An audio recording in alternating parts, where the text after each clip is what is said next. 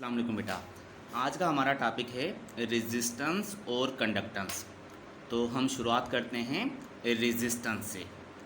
अब ये जो रेजिस्टेंस है ये इलेक्ट्रिकल रेजिस्टेंस है, यानी इलेक्ट्रिसिटी के पाथ के अंदर जो रुकावट होती है। तो इसको हम डिफाइन कर सकते हैं कि opposition offered in the path of electricity is called electrical resistance. ठीक है, या फिर आप इसको ऐसे बोलो, the property by virtue of which a conductor opposes the flow of charge in it is known as electrical resistance.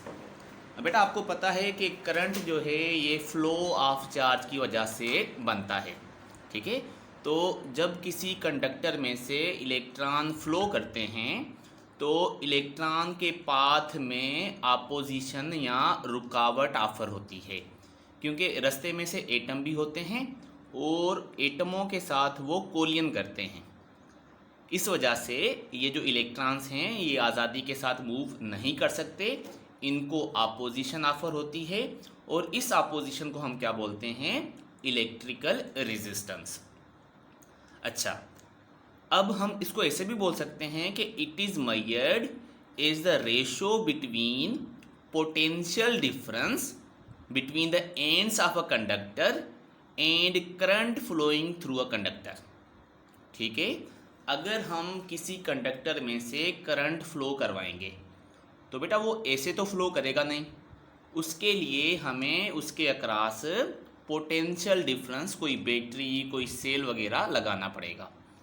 ठीक है, तो अकॉर्डिंग टू ओहम्स लॉ आपको पता है कि V is equal to I R होता है। तो इसको अगर बेटा हम रीअरेंज कर लें तो ये जो R है ये V अपान I के बराबर हो जाएगा। यहाँ पर R रेजिस्टेंस, V वोल्टेज और I जो है ये करंट को रिप्रेजेंट करता है। तो अब अगर हम इस फार्मूले में से देखें तो resistance is the ratio of potential difference to current. ठीक है, तो लैंग्वेज में आप ऐसे बोल सकते हो और मैथमेटिकली थ्योरेटिकली आप इसको ऐसे भी समझ सकते हो। सही हो गया, आगे चलते हैं। The SI unit of resistance is ohm.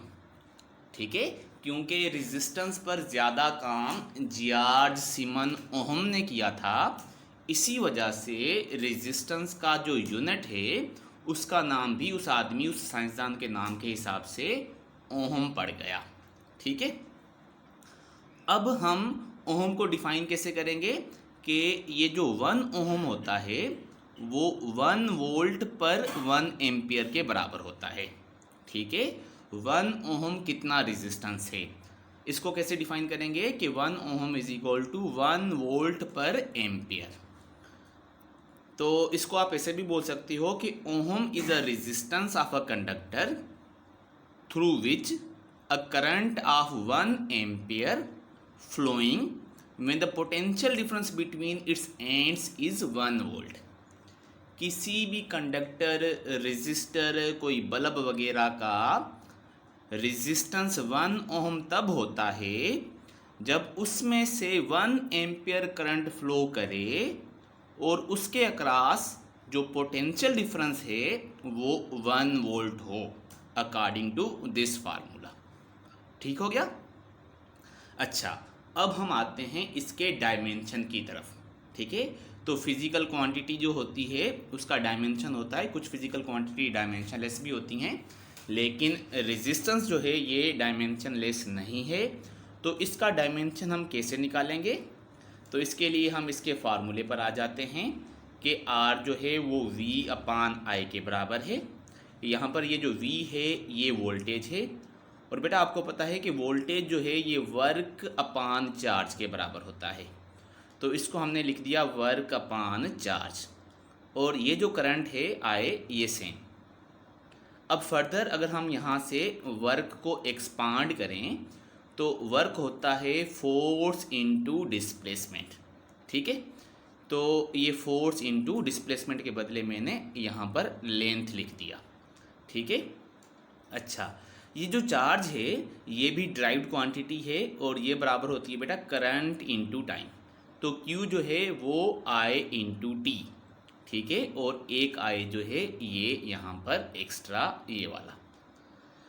अच्छा, अब अगर हम इसके डायमेंशंस पुट करें तो आपको पता है फोर्स का डायमेंशन होता है ML/T−2, और ये जो एक लेंथ एक्स्ट्रा है इसकी वजह से ये हो गया ML²T−2, ठीक है। तो ये जो पूरा है आप इसको वर्क का, या फिज़िक्स में आप वर्क और एनर्जी एक ही बात समझते हो तो इसको एनर्जी या वर्क का डायमेंशन बोल सकते हो। और बेटा ये नीचे देखो कि ये टाइम है और ये 2 मरतबा करंट है, तो ये हो जाएगा T/I², ठीक है। अब फर्दर अगर हम इसको ऊपर ले जाएं ये टाइम और करंट को, तो ये हो जाएगा ML², ये टाइम एक और ऊपर जाएगा तो इन्वर्स -3 हो जाएगा, और करंट का डायमेंशन हम A से भी रिप्रेजेंट करते हैं तो ये ऊपर जाकर -2 हो जाएगा। सो इस तरीके से हम रेजिस्टेंस का डायमेंशन भी निकाल लेंगे, ठीक हो गया। अच्छा, for good conductors resistance is very low and for insulators are bad conductors it is high. बेटा जो अच्छे कंडक्टर होते हैं जिनमें से इलेक्ट्रिसिटी अच्छे तरीके से पास करती है, जैसे कॉपर हो गया, एल्यूमिनियम हो गया, ठीक है, तो गोल्ड हो गया, सिल्वर हो गया, इसमें इसका जो रेजिस्टेंस है ये कम होता है, ठीक है। और जो बेड कंडक्टर्स होते हैं, इंसुलेटर्स होते हैं, इनका रेजिस्टेंस ज़्यादा होता है, जिसकी वजह से इनमें से इलेक्ट्रिसिटी या चार्ज अच्छे तरीके से फ्लो नहीं कर सकती। Resistance is a scalar quantity. Resistance जो है ये वेक्टर नहीं है, ये स्केलर है, ये वेक्टरों की तरह एड नहीं होता, ठीक हो गया। अब रेजिस्टेंस के बाद हमने आना है और देखना है कि कंडक्टेंस क्या है। तो बेटा देखो नाम से भी ज़ाहिर होता है कि रेजिस्टेंस का मतलब है रुकावट और कंडक्टेंस का मतलब होता है कंडक्ट करना। तो ये जो कंडक्टेंस है it is opposite of the resistance, या हम इसको बोलें the reciprocal of resistance is called conductance, ठीक है। तो हम इसको कैसे लिखेंगे, the reciprocal of electrical resistance is known as conductance. इसको हम कैपिटल K के ज़रिए ज़ाहिर या रिप्रेजेंट करते हैं, और इसको हम कैसे लिखेंगे कि K = 1/R, ठीक है। आप रेजिस्टेंस को रेसिप्रोकल करो, कंडक्टेंस बन जाएगा। इसी वजह से हम यूनिट बनाने के लिए रेजिस्टेंस का यूनिट रेसिप्रोकल कर देंगे, कंडक्टेंस का यूनिट बन जाएगा। और इसका डायमेंशन जो है रेजिस्टेंस का, इसको बेटा हम उल्टा कर देंगे तो कंडक्टेंस का डायमेंशन भी बन जाएगा, ठीक है। तो ऐसा unit of conductance is semen. देखो पूरा नाम क्या था, जॉर्ज सीमन ओहम। तो रेजिस्टेंस के लिए ओहम यूज़ कर लिया, तो कंडक्टेंस के लिए सीमन यूज़ कर लिया, ठीक है, जिसको हम एस के ज़रिए भी रिप्रेजेंट करते हैं।